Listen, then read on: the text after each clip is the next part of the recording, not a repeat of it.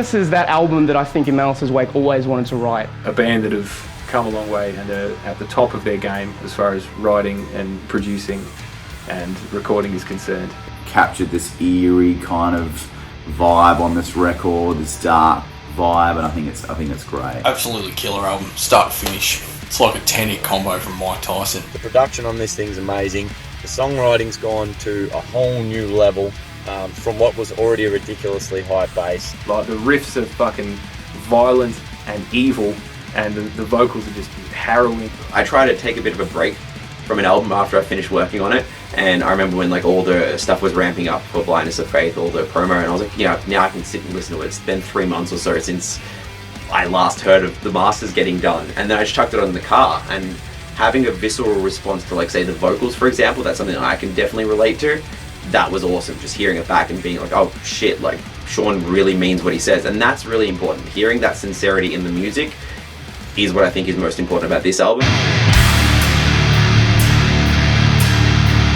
Predominantly Sean's the songwriter, visionary, primary of the band. He'll always, well not always, but 99% of the time he'll come in with a riff, something he's been working on that'll set the tone for what we're going to be trying to lay the foundation for through that process. I've learned over the years that I really don't have a drummer's brain, so I'll leave that to Mark because he's a real magician in that field. Lee will have really great ideas. Sometimes he won't block me and we'll sit with just guitars and write. And Carl's especially good with sort of dynamics of a song. He's very quick to tell us when something's starting to feel boring, or he'll know how to just add that little bit of rock and roll to the dynamics of the part, you know, stop there, let this go, and keep going. So I'd say a lot of the cool dynamics that you hear, Carl's usually had a bit of a hand in how they play out. I think it's just watching lots of live DVDs and lots of live music, lots of gigs, and you just pick up on the stuff that you see other bands do. With Lee in particular, I think we tended to butt heads over the writing process a bit more, because Lee has songs written in his head, and the way he writes is very different, I've found, as playing drums in the band, as what Sean does. I'm sure Mark likes Sean's way a bit more because he's more involved in the process, where mine I sort of go in there with a rough idea of what drums I want, and then we have a joyful old time figuring out, you know, if it's my parts stay or his parts go in. And then it's just like... And so we have the back and forth of like, just listen to him. Just listen to him and see what happens.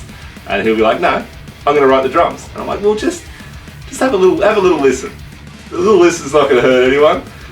And he'll say, no, I'll do without it. Sometimes I agree with him and sometimes I don't. And yeah, we sort of slowly go from these two directions. And eventually, after some get fucks and some things like that, friendly get fucks, but they're there. We could make it more of the hybrid of what Lee wanted and what I wanted to put in there as well, and I think it came out really good. We really threw a lot of riffs away before we got to the ones that we ended up keeping. Really needed to increase the pace at which we were writing. So I'm a school art teacher, and I've got a really cool storeroom in my art room, and in that room I've got just my old Marshall and a shitty SG copy. Recess time when the kids are out, I'd sort of lock myself in the room and spend 15 minutes coming up with riffs. It's where the main riff of The Blindness of Faith was written in that storeroom, and I'd say almost 60% of this album came about in that storeroom with that shitty guitar and that shitty amp.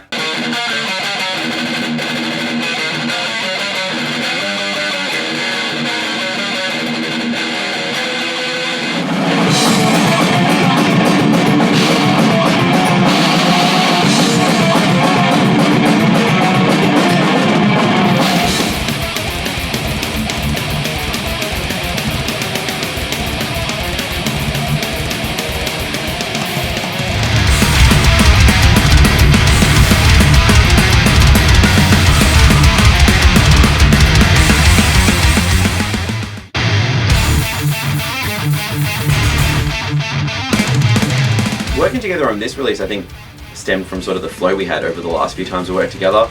I was lucky enough to work with the guys on their live DVD. It's the first time we actually worked together properly, and then was lucky enough to go from there to the Light Upon the Wicked album, and after that, and I guess the chemistry we had working together and how well that came about, we moved on to working on Blindness of Faith. Totally, it's a beautiful album. Sounds amazing. It's Chris always does brilliant work. Just dialing in exactly what you want. Although we've known him for a long time, and I'm sure that helps just to build that relationship, he's a really professional, patient, and inclusive of ideas kind of guy. So he likes to be involved as the producer as well. Malice'S has worked me around long enough to know exactly how they want to sound, and that's evident when you listen to that record. I think the biggest things that we were really clear about is we wanted the drums to be extremely natural, not overproduced, and we just wanted the whole album to have a real character of its own, and be really unique. Nothing's too hard as well. If you just want to boost up one stupid little cymbal, like Mark does, and you go, yeah, no worries, and just remix that whole thing just for that one little cymbal.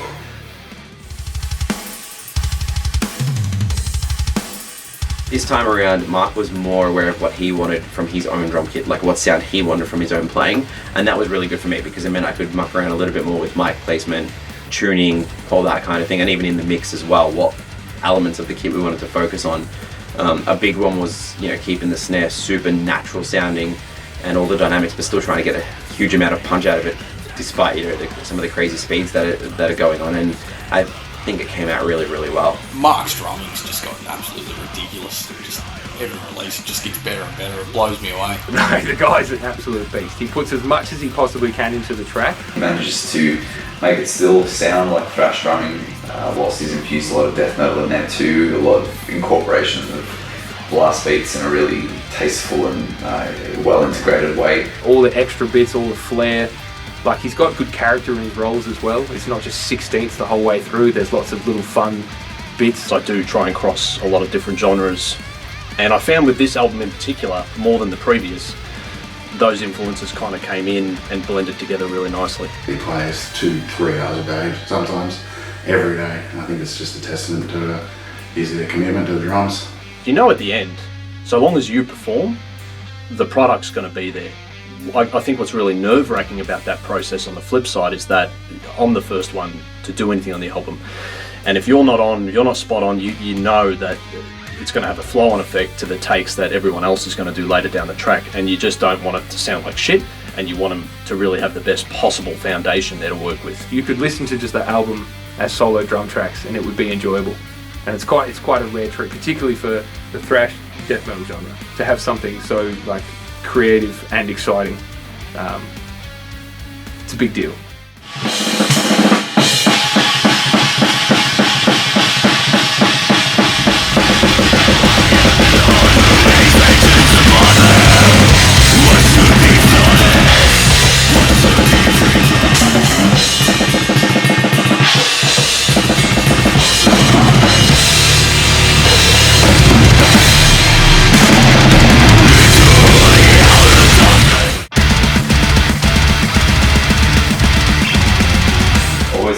Going in, but recording rhythm guitars is boring and just an absolute grind. I'll spend evenings or early mornings and I'll sit on my computer plugged into an interface, headphones on.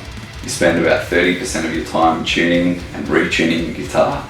Basically, I'll record the rhythms for my songs, Sean will record the rhythms for his songs, so it just so happens he writes a lot more songs than me, so he's got a lot more work than me. So probably some of the biggest challenges were playing the rhythm guitars at some of the speeds we'd set. I'm always very ambitious when it comes to setting the click track, and usually just say, I want it this fast because it's going to sound good, don't think too much about it, and then you sit down to record it and you're just like, what have I done?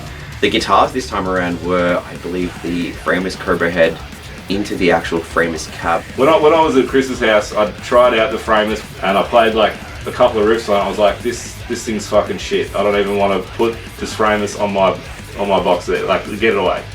Some of the parts that were almost a bit more black metal, instead of sounding shrill where they may have come across that way with the Recto, they were still super present and clean, even though they were in that really dirty realm of that playing style. So it was really a balance of trying to keep the riffs clear and aggressive, but not getting too out of hand on the more chordal stuff. And I talked to Sean and he's like, oh, that frameless amp sounds really fucking good. And I was like, no, it doesn't.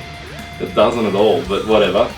And then and then I heard the mix back from the album, and they're like, yeah, we used the Framers, it sounds great. I was like, oh Christ. I put it in and I was like, that actually sounds really fucking good. I don't know what I was missing. I don't know whether I was dialing in wrong or Chris sprinkled a little fucking magic on top of it, or it sounds great on the album, and it is what the album was after. So again, if it was up to me, I just would have thrown a fucking JVM up there and called it a day, but they've actually gone and found the tones that suited this album the most. So yeah, that was good.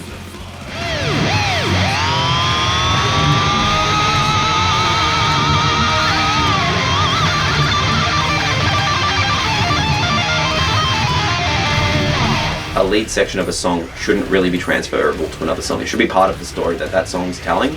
And it was funny for me because I wasn't there for the tracking of it, but when Lee sent it all over, he was really like, oh, you know, I don't know if it's exactly what I meant. I don't know if it comes across, but the second I dropped them in, it was that extra part of the storytelling to the songs that I couldn't tell were missing until they were in there. As much as I love him for his wit and his quite hidden intellect, the dude's a phenomenal guitarist. Rather than just having a section of him being able to do something cool, it's him bringing something else to the track to help like fully tie it in. The whole thing comes in waves. Like, I'll sit there and I'll fucking hate myself for not being able to write and record the bit that I really want to do, but then I'll break that little barrier, and then yeah, I'm having a great time for the next, you know, half an hour or so that I'm working on that idea, and then all of a sudden I get stuck again, and it's the fucking worst thing I've ever done. It either adds triumph or it adds like just like a manic kind of psychotic like speed and just like filth to it. I can often picture a really cool lead in my head, but my hands don't have the ability to play leads the way he does. He's the producer in a way. He comes over here and filters out all the dog shit. He'll sit there and be like, okay, yes, that one's good, this is a good idea, let's take it this way. If he says nothing at all, I know it's dog shit and I need to fucking cut that out. Sometimes I just need to be pushed in a direction. I'm a fucking tortoise, I'll just be slowly cracking along. But I need a foot in the arse every now and again in the right area, and he only has little feet, but they work. What he does is like just, it's the final bit on top of the song. It makes it a metal track just by putting shred on that bad boy. Pretty much everything Lee did helped push the song just that little bit further, and he did a great job on it.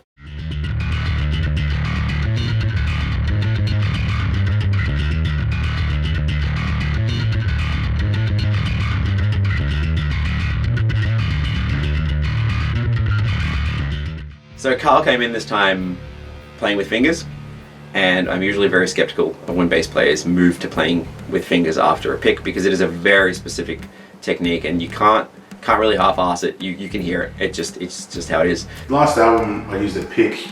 I think it was just because the thrashing which Luke played on, he was using a pick, and I just kind of wanted to get that same sort of vibe. And also playing with a pick, it's got that real nice grit. But I've always played with fingers. But then Carl just rocked up and meat-fisted his way through it and sounded amazing. Because of how frenetic the riff work is, you need something to actually carry the note through that, and that's where Carl comes into it. What he does is exactly what a bass player needs to do, and that is like holds the whole fucking shit together while everyone else holds on for dear life trying to play along with Mark. Again, on this album, the bass tone is definitely more aggressive than on Light Upon the Wicked, and you can hear Carl playing, like you can just hear the thump in that bass. It takes up a lot more of the mix, which is good.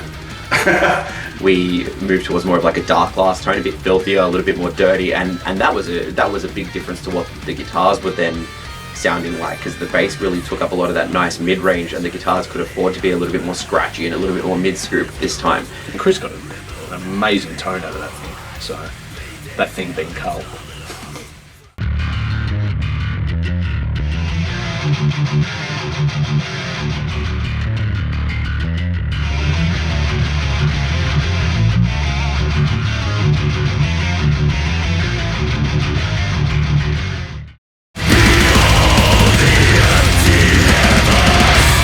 For me personally, I think the vocals are hands down the best part of the album. Just when I listen to it, they stand out the most to me.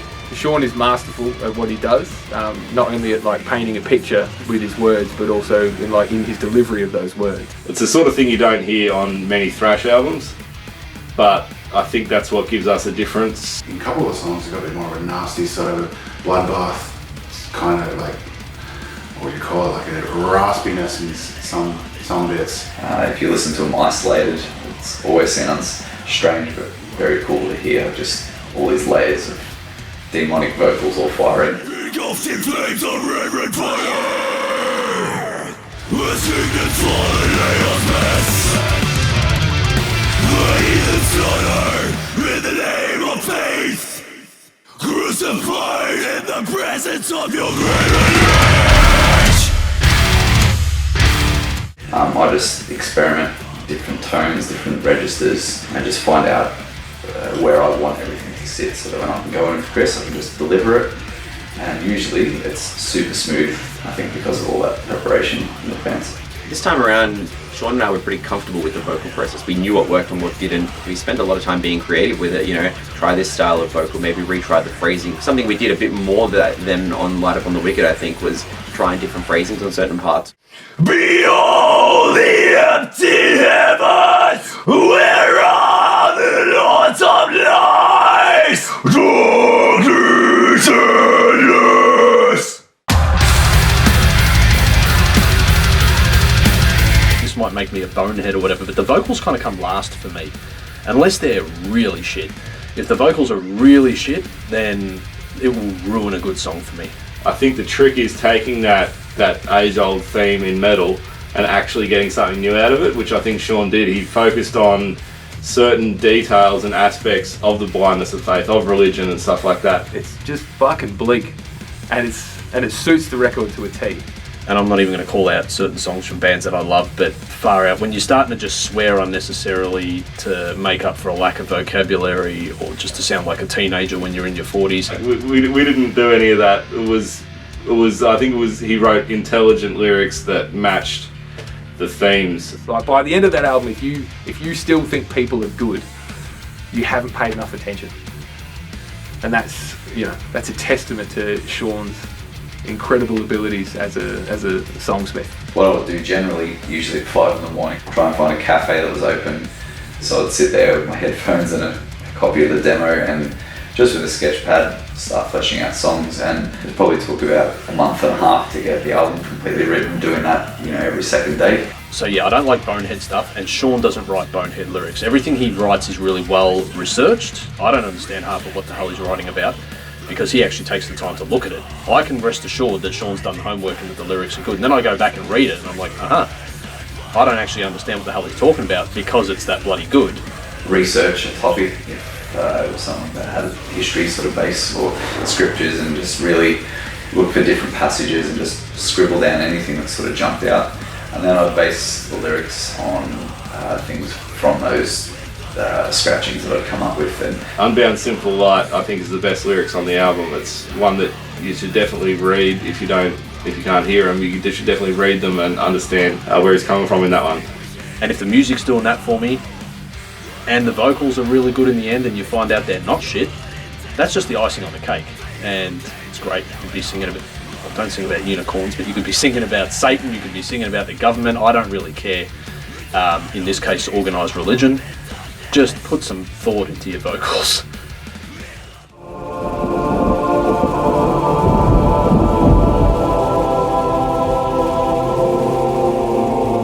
An element that got added more so on this album than Light Up on the Wicked was the sort of keyboard synthy elements and a lot of those darker string moments. So I think every song on this album has some kind of samples and keys, so there's a lot of angelic choirs and strings and all sorts of sound effects. Even though you don't really know that they're there, they're not super present like in like a symphonic black metal band or anything, but anytime I'd just sort of be listening back and mute them while I was mixing, it took away a lot. It was so good to have that extra layer and texture on top of everything, that extra darkness, and again, in theme with the music, all the little keyboard parts are just all these little flourishes and little textures that just add to the mood and the emotion of the album. Yeah, really glad we put the time in, because I think it's paid off just to the overall vibe and feel of what's been achieved.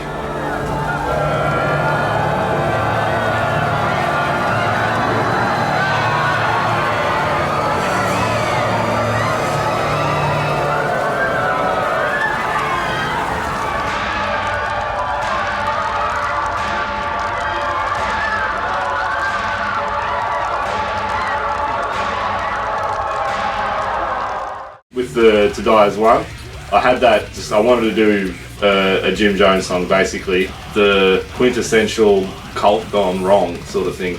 I had recordings of the guitars, the acoustic guitars. I just pushed play on that, and then I pushed play on the speech on YouTube at the same time. It was like 11 o'clock at night, I had all the lights out and everything. Yeah, they just linked up so well together. It was just like, okay, that's really, really fucking creepy. I was like, yeah, that's got to go on there for sure.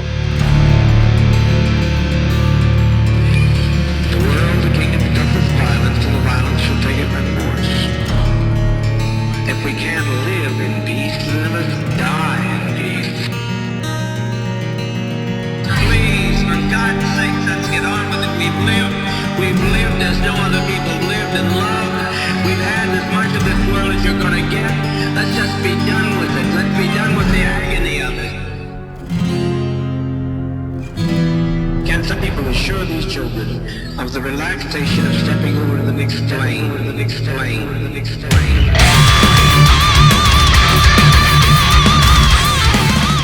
Last album we had Nick Keller in, which was amazing. He's amazing. But yeah, Sean did every album previous to this, and I think he's done a really good job. I think there's a giant benefit of having Sean do them because he understands the songs better than anyone else in this world. So for him to illustrate what he already understands better than everyone, it helps to create this total package. I did a lot of sketches. I ended up creating a whole first iteration of the artwork, and I got about 6 months in, to the point where I was almost finished, I guess, and just realised it wasn't working. My wife's got a really good eye for it. She was able to pick out all these sort of problems with not only the execution but the concept, and so I ended up scrapping that and trying for a whole new design. So with that came another batch of sketches, drawings, worked digitally a lot this time, which saved time just until I got the concept done.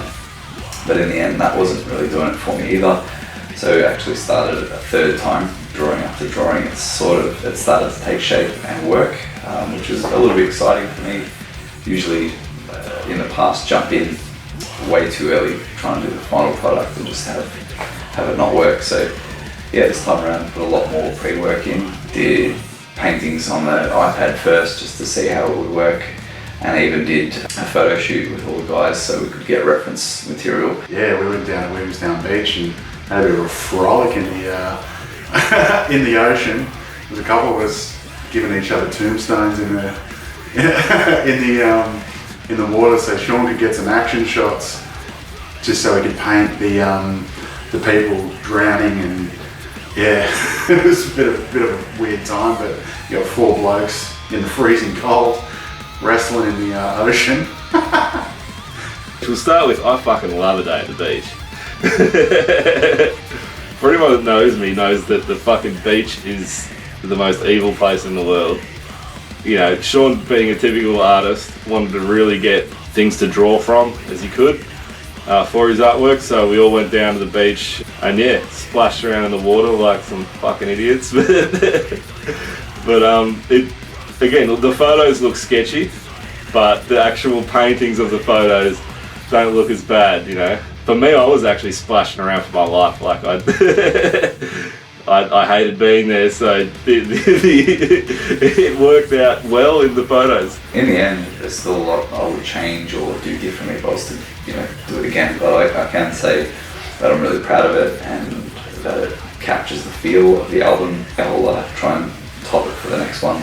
Utmost respect for what he does with the artwork, and I'm really proud of this artwork. I think it's fantastic. But even all the other stuff is just basically just little pen drawings that turn into these, amazing shirt designs and all the stuff inside the booklets and stuff like that. Just all these extra little bits. There was a lot of time and effort in that post-recording, but really just enjoyed it. The t-shirt design, especially with the angel with the wings, really, really proud of. And the shirts have been really popular, which is hopefully a testament of people enjoying the artwork. So that was a really satisfying part to have a hand in as well. The Blindness of Faith video, there were 2 lockdown periods in Melbourne, and we were lucky enough to have gotten this one done in a period where the restrictions weren't there. A very low budget, low key experience. We used this room which probably looked a lot bigger in the video. Just lights off. Brought in a smoke machine, a couple of fluorescent lights, and with separate band members at a time, just ran through the song. Blacked out everything, they put the big banner behind me. Through that PA, we blasted the track, and I was listening to it with no headphones in, so I'm deaf by the end of it.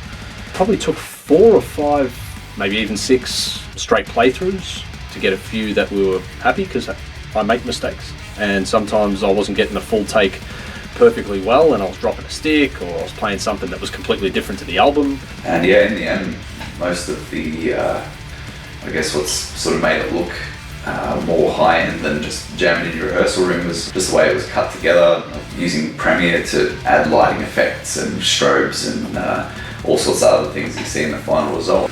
It's come out pretty good, I think. I think we might have to do all our clips from in the future on a budget.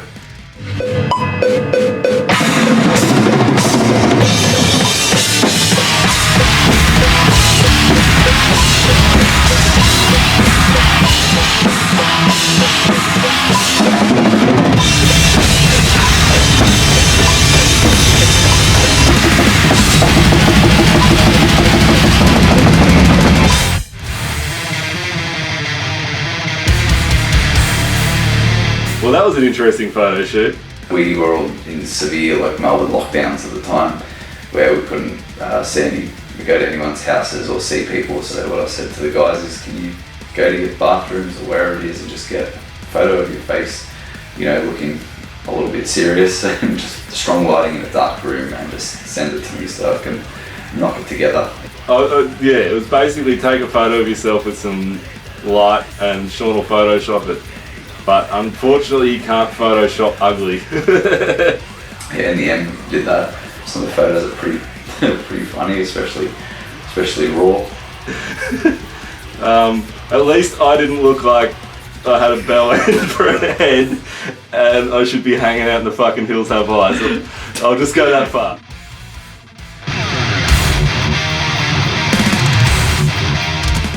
Lueders, who works with Black-Roos and Battlegrave promotion, and he has been absolutely instrumental in helping us get this album out.